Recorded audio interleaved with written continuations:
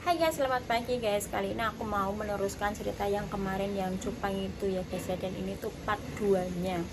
Dan ternyata si suami pun sudah mulai mencurigai ke mertuanya, yaitu ibu dari si ceweknya ini guys. Dan mungkin dari pihak keluarga ceweknya ini tuh menyembunyikan sesuatu yang tidak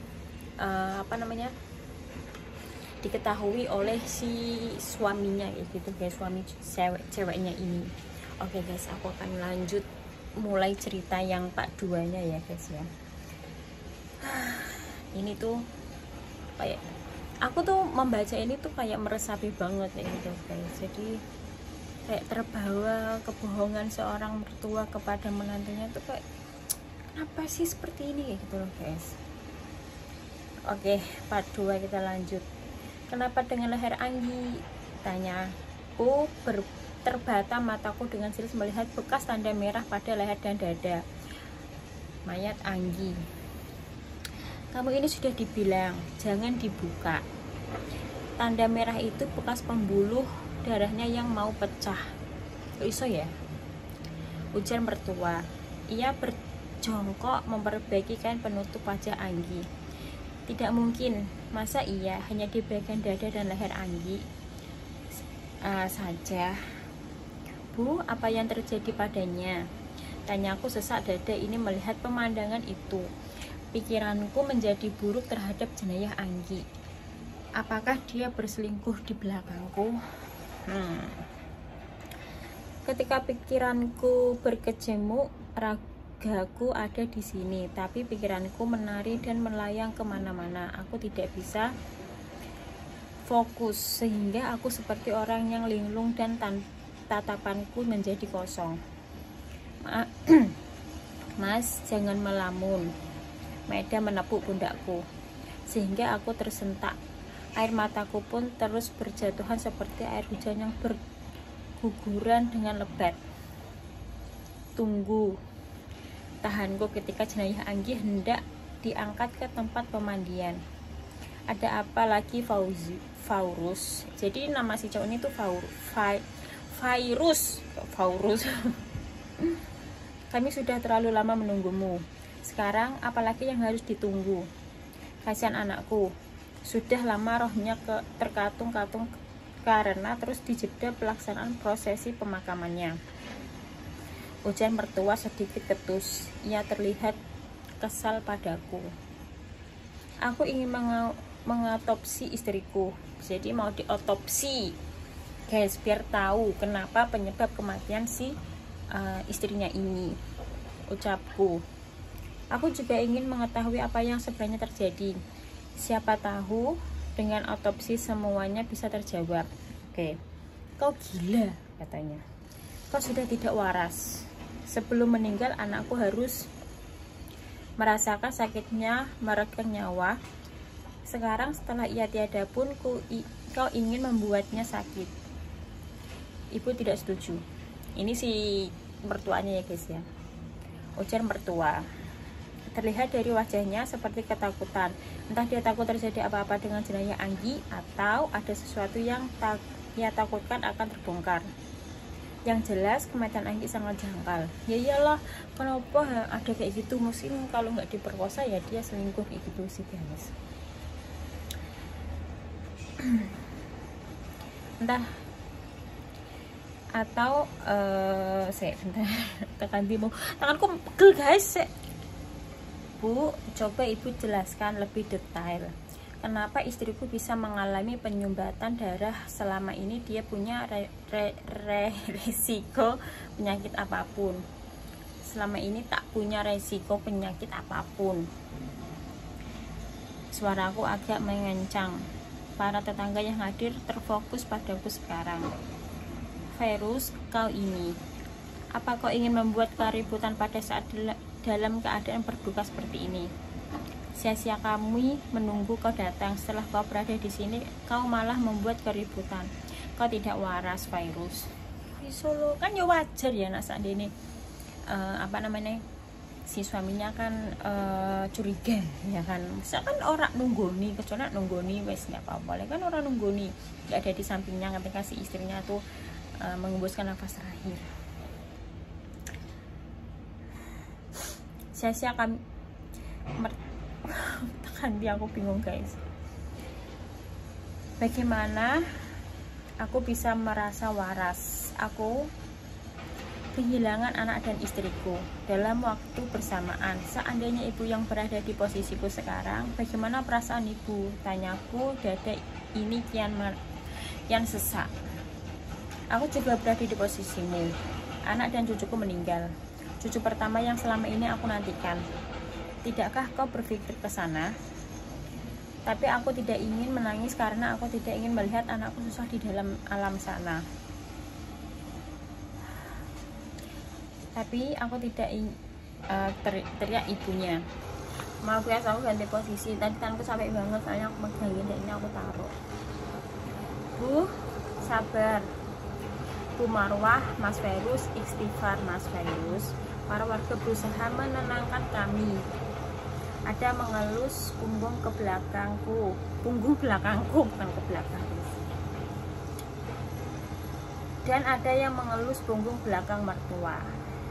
Mas Fairuz, benar apa yang dikatakan oleh Bu Marwah.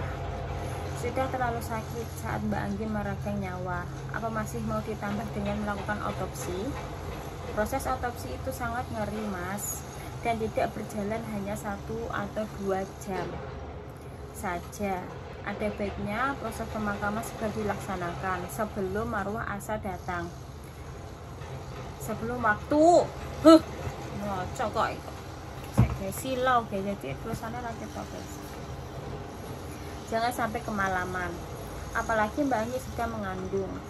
Mitosnya, maaf Mas Ferus tahu sendirilah, kami takut. Bu RT berujar dengan lirih.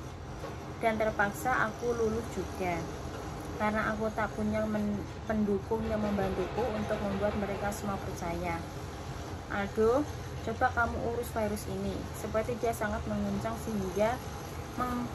terguncang sehingga merasa shock berat seperti ini. Dia kayak orang gak waras sekarang. Ujar mertua menyuruh adik iparku Aldo untuk membawa pergi dari sini. Kok iso, kan istrinya ya kan, wajar lah. Nah seandainya dia tuh bertanya-tanya gitu, Mas ayo tenangkan dulu dirimu, taruh kopermu ke dalam kamar. Nggak enak juga dilihat oleh banyak orang. Mas membuat keributan di sini. Mas banyakin istighfar. Mbak Anggi itu meninggal karena penyumbatan pembuluh darah. Mas jangan mengacaukan segalanya. Iki Aldo sih ngomong kayak gitu ya guys ya. Seketika aku langsung meliriknya. Apa yang aku kacaukan? Memangnya aku berbuat apa? Apa salah aku ingin tahu lebih jelas tentang kematian istriku? Aku tidak apa-apa. Aku masih bisa mengikuti proses pemakaman. Aku ingin ikut memandikan istriku. Aku ingin mengelus perutnya untuk yang terakhir kali. Betul. Setidaknya aku ingin merasakan menyentuh perut Anggi yang kini sedang mengandung benihku di dalam perutnya. Ucapku dengan lantang. Akan tetapi Aldo menahanku. Masih tidak bisa ikut memandikan. Ibuku ingin yang memandikan Mbak Anggi. Hanya khusus perempuan saja. Mas laki-laki, jadi Mas tidak perlu ikut. Ya nggak apa-apa kan, istri nih ya kan. Dulu juga mamaku sama Busi ya bapakku kan istrinya ya kan guys. Ucap aku menghalangi. Tidak bisa, aku suaminya tuh. Kali ini rasanya amarahku menggelagak. Sadari tadi aku selalu dihalang-halangi untuk menyentuh jenayah Anggi. Apa yang sebenarnya mereka takutkan? Apa sih Mas? Gak usah lebay. Mas cuma suaminya, sementara kami keluarganya. Kami lebih dulu bersama dengan Mbak Anggi daripada kamu. Kami aja nggak ada selebih kamu, tapi kamu lebih banget. Ada cacarku. Kau belum tahu bagaimana rasanya kehilangan istri dan anak. Do, aku dan Anggi sudah lama menantikan seorang bayi, dan sekarang pada saat Anggi mengandung dia malah meninggal mendadak seperti ini. Jenayahnya terlihat tidak wajar, ucapku. Aduh, terdiam sejenak. Tidak wajar seperti apa? Jenayah Mbak Anggi baik-baik saja. Dia meninggal karena sakit, dan sudah kami katakan kalau Mbak Anggi terkena penyumbatan pada pembuluh darahnya. Apakah tidak mengerti juga, Mas? Tanya Aldo berkaca pinggak di sini seakan aku yang salah. Usap air mata dengan pelan, berusaha terlihat bodoh di depan Aldo.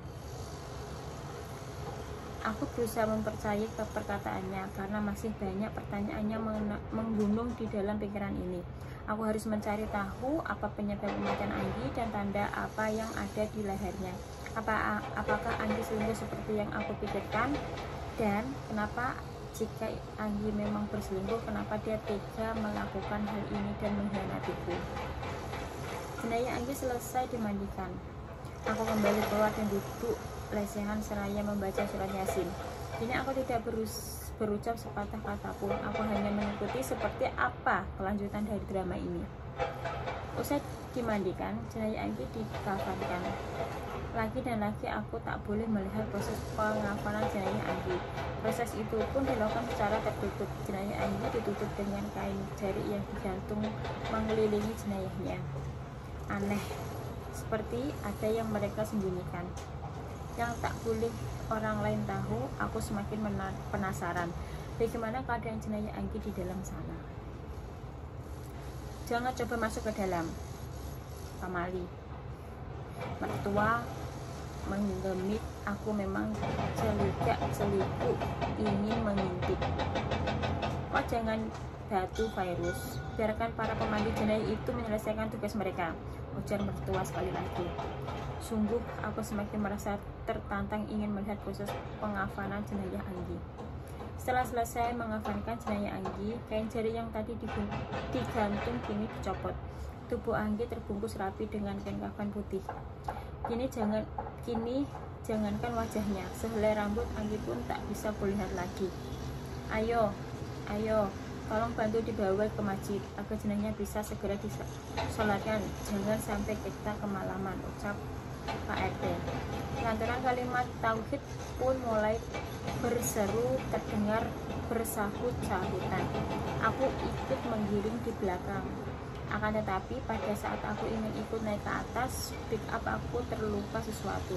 Aku lupa mengambil peci yang ada di dalam koperku. Aku pun kembali masuk dan hendak ke kamar mengambil peci yang ada di dalam koper. Aldo, simpan semua barang-barang Anggi, tas dan HP. Jangan sampai ditemukan oleh Virus. Mataku membeliak ketika mendengar obrolan mertua dan Aldo di dalam kamar mertua. Apa yang mereka sembunyikan sebenarnya? Next, lanjut part 3, guys.